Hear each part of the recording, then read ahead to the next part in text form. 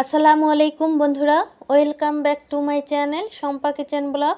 আপনারা সকলে কেমন আছেন? আশা করি আল্লাহর রহমতে সকলে ভালোই আছেন। আমিও আলহামদুলিল্লাহ ভালো আছি। তো বন্ধুরা, আজকে আমি আপনাদের সবজি দিয়ে খিচুড়ি রান্না করে দেখাবো। আর এটা ঝাল ছাড়া, এটা বাচ্চারাও খেতে পারবে, অসুস্থ রোগীও খেতে পারবে, যেমন টনসিলের রোগী। গলা অপারেশনের পরে কিন্তু খাবার দাবার বুঝে শুনে খেতে হবে। মানে ঝাল খেতে পারবে না, তারপর শক্ত খাবার খেতে পারবে না, তারপরে অ্যালার্জি জাতীয় খাবার খেতে পারবে না।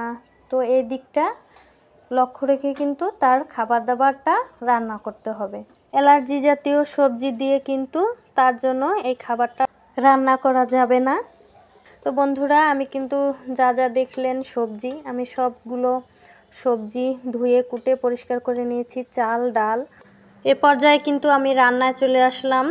চুলায় একটি হাঁড়ি বসিয়ে দিয়েছি এবং তাতে তেল, পেঁয়াজ, রসুন এবং আদা কুচি দিয়ে তারপর আমি কিছুক্ষণ ভেজে নেব। বেশি লাল লাল করব না, হালকা লাল হলেই আমি ধুয়ে রাখা সব সবজি দিয়ে দেব। আর একটা শুধু কাঁচামরিচ দিব। কাঁচামরিচটা যে দেব তাও কিন্তু আমি ধুয়ে দেব, দানাটা বের করে তারপর আমি ধুয়ে নিয়েছি। আর কিছু মটরশুঁটিও দিলাম। তো এখন আমি সুন্দরভাবে এটাকে আমি কষাতে থাকবো। আর কিছুটা হলুদ দেব। এখন খুব ভালোভাবে কষিয়ে নিতে হবে।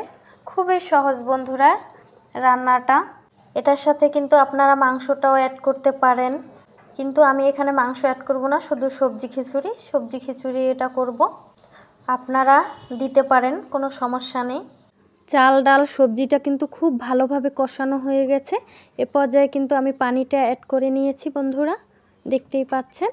আর পানিটা কিন্তু বুঝে দিতে হবে পরিমাণ মতো, কারণ এটা কিন্তু বেশি ঘন করা যাবে না, একটু পাতলা রাখতে হবে।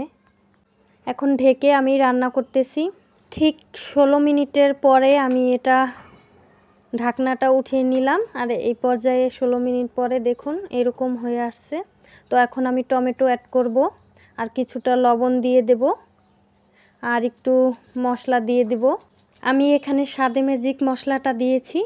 এ পর্যায়ে এখন আমি টমেটো দিয়ে নেব আর 4-5টা কলমি শাক দিয়ে দিব। তো বন্ধুরা, আমি যে স্বাদে ম্যাজিকটা দিয়েছি, আপনারা এটা নাও দিতে পারেন, এটা স্কিপ করে যেতে পারেন, সমস্যা নেই না দিলে। তো এটা কিন্তু আমি এই পর্যায়ে এখন ঢেকে রান্না করব আরও 15 মিনিট। তো বন্ধুরা, আপনারা যারা এতক্ষণ ধৈর্য সহকারে আমার ভিডিওটি দেখতেছেন তাদেরকে অসংখ্য ধন্যবাদ। আর যারা লাইক করেছেন তাদেরকেও অসংখ্য ধন্যবাদ। আর যারা লাইক করেনি তাদেরকে বলবো প্লিজ অবশ্যই একটা লাইক করে ভিডিওটি কন্টিনিউ করবেন। তো বন্ধুরা, আমার কিন্তু রান্না এখন অলরেডি শেষ হয়ে গেছে। এক পর্যায়ে আমি এখন দিয়ে দেব ধনিয়া পাতা দিয়ে তারপর আমি আরও 2 মিনিট ঢেকে রাখবো, তাহলেই কিন্তু আমার রান্না শেষ। দেখেন খুব সহজেই আমি রান্নাটা করে ফেললাম। তো এইভাবে আপনারাও বাসায় ট্রাই করতে পারেন। এটা বাচ্চারাও খেতে পারবে, অসুস্থ রোগীও খেতে পারবে। তো কেমন হলো অবশ্যই কমেন্টে জানাবেন। আর ভালো লাগলে লাইক কমেন্ট শেয়ার করতে ভুলবেন না বন্ধুরা। আজকে এ পর্যন্তই, দেখাবো অন্য কোনো ভিডিও নিয়ে। ততক্ষণ পর্যন্ত সবাই ভালো থাকুন, সুস্থ থাকুন। আল্লাহ হাফেজ।